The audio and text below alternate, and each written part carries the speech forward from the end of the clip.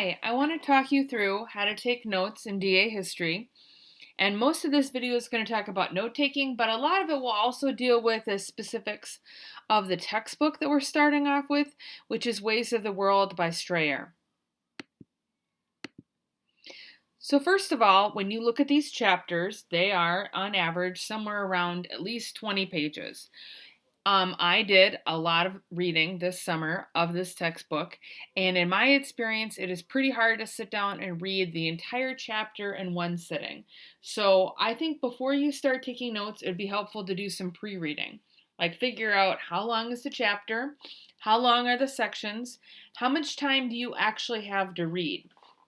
So rather than just trying to read the whole thing, set up saying, okay, there are 4 main sections. Each of them are about 6 pages.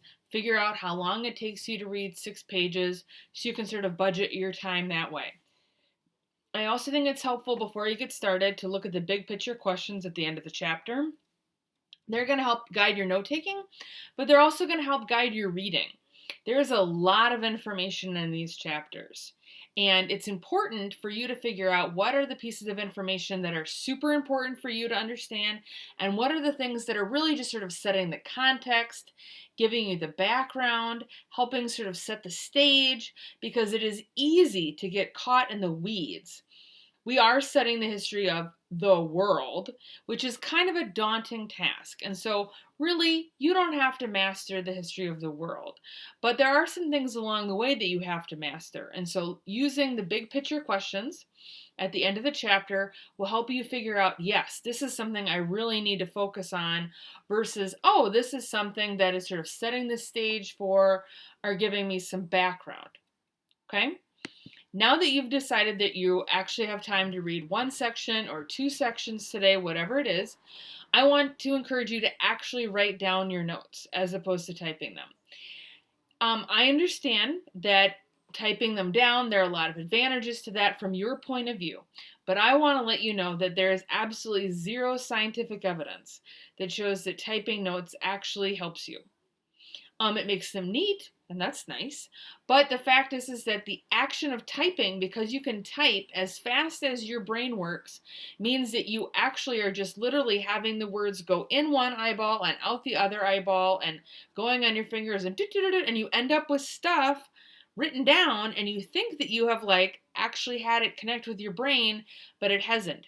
The physical action of writing down words and even figuring out what words to write down, because you can't write as fast as you can think, means that something actually sticks upstairs.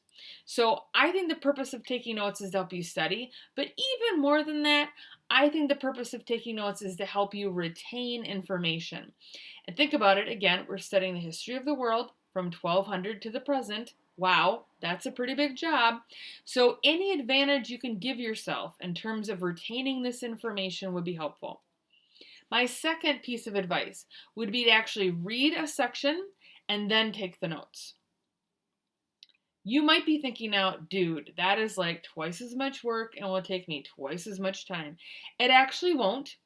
I say this as a person who I didn't major in world history. I majored in United States history when I went to college. I've recently read this textbook. I've had to take my own notes. I've taught world history before, but not at the AP level, but I did this when I taught world history too. The fact is that when you're reading it, everything sounds new. You're like, dude, that name of that country doesn't even exist anymore. I don't know who any of those people are. I don't know how to pronounce this thing. Like your brain is sort of overwhelmed with the newness of it all. Okay? Just give your brain a chance to absorb the information, and then use these clues along the way that I'm going to teach you about to help you figure out what out of all that information is important to write down. But it will take you less time, I guarantee you. Less time if you read and then take notes, and your notes will be more usable because they will actually be about the important thing as opposed to just regurgitating the entire chapter. Okay, so as I said before, you want to use these big picture questions to help guide your note taking. I would encourage you to actually write them down and answer them in your notebook. And you could answer them as those topics come up, like you could do it like Cornell note style, where you have in the left-hand column the question like what motivated and sustained the long-distance commerce of the Silk Roads and Sand Roads. Okay, you could have that, and then you could have the answer in the right-hand column, or you could rephrase the question, because the fact is that there's a whole section on the Silk Roads and there's a whole section on the Sand Roads.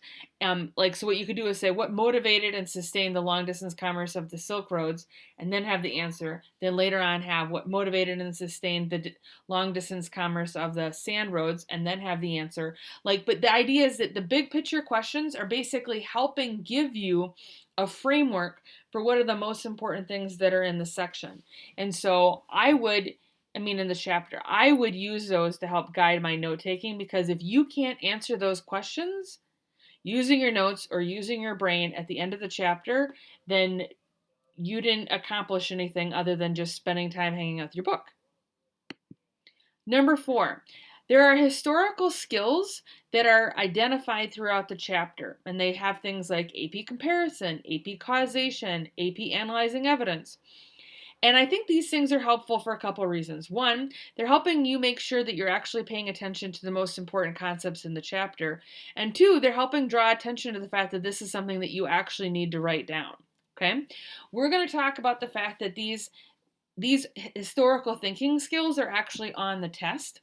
And so what they're trying to get you to do is to teach you how to think about the reading that you are getting, how it ties to the historical thinking skills that you will be tested about. So while you're reading the section on the Crusades, you would want to look at the map and you'd want to figure out, okay, what does this say about the successes or failures of the Crusades? And you'd want to be able to put that nugget of wisdom into your notes, because the fact is that you are probably going to have to analyze a map or the successes or failures of the Crusades for sure. Or like if you look at the section where it talks about the major political and cultural effects of the Crusades, you would want to make sure that you had that information in your notes.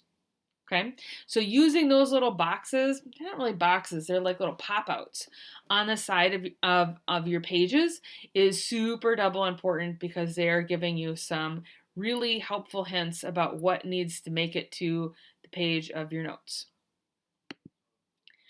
One of the other reasons why I chose this book is I really liked the exam practice, both the multiple choice questions and the short answer questions that are at the end of the chapter. What I think is helpful is that you need to have a way to sort of figure out, okay, did I take notes on the right stuff? Because you could overcorrect. You could be like, okay, Meredith told me only to look at the big picture questions. I'm just going to answer those, and then I'm going to skim over the other stuff. I don't want you to overcorrect. So when you take a look at the exam practice questions, I want you to read through those, and if you can't answer them, and or if you cannot find the answers in your notes, then you actually missed some key content and you didn't take the notes on the right things. And then that's letting you know, whoop, I got to go back and I've got to add that information to my notes. They also have at the end of the chapter key terms, and you should make sure you have those. But I also want to point out it is important not to think that that list is like the be-all, end-all list. Okay, my cat really wants you to know that that is true too. But this is not an exhaustive list. Every time I've read one of these chapters, I've noticed that there were lots of terms along the way that I thought were important that they didn't put on the key terms list. So please do not think that these are the only things you should take notes on. Lastly, since we're on the topic of your book, at the end of the chapter, there are documents, pieces of evidence, and then there are that are primary sources and then secondary sources.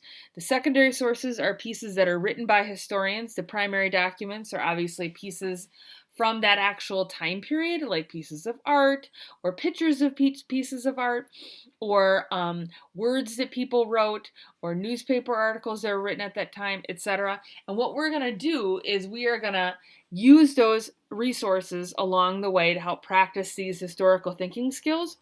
But you do not have to wait until I say, now is the moment where we will use this.